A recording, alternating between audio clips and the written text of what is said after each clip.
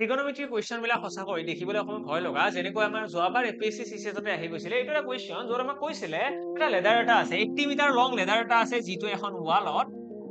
ৰাখি থোৱা হৈছে এই 80 মিটাৰ লং লেডাৰটোৱে গ্ৰাউণ্ডৰ লগত এংগল কৰা বুলি কৈছে 45 ডিগ্ৰী আমাক এটা কুৱেশ্যন কৰিছে যে সেই লেডাৰডালৰ পইণ্ট আৰু ৱালৰ মাজৰ ডিষ্টেন্স কিমান আৰু এনেকুৱা কুৱেশ্যন বিলাক কৰাৰ কাৰণেইটো আমি ইউজ কৰো ট্ৰিগনমেট্ৰি আৰু ইয়াতে আমি কি চাব লাগে আমি চাব লাগে এই যিটো ডিষ্টেন্স আছে এইটো আৰু এই সাইডটোৰ মাজৰ ৰিলেশ্যন কোনটো ট্ৰিগনমেট্ৰিক ৰেশিঅ'ই আমাক বুজায় তো ট্ৰিগনমেট্ৰিক ৰেশিঅ' টোটাল কিমান আছিলে তিনিটা আছিলে sin θ cos θ and tan θ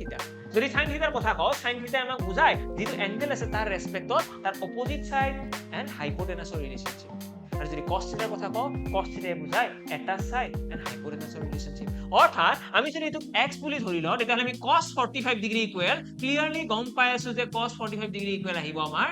x divided by 80 metre yes আৰু ইয়াৰে পৰা যদি অকনমান কেৰি ফৰৱাৰ্ড কৰো cos 45 ডিগ্ৰী মানে কিমান 1/√2 is equal কিমান আহি গল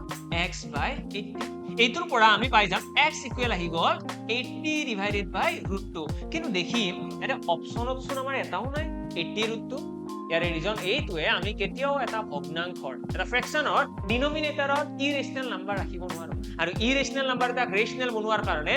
সেম নাম্বাৰ এটা তাৰ লগত মাল্টিপ্লাই কৰিব লাগে অৰ্থাৎ √2 যদি মই ৰেশনাল বনাব লাগে তাৰ লগত আৰু এটা √2 মাল্টিপ্লাই কৰি দিম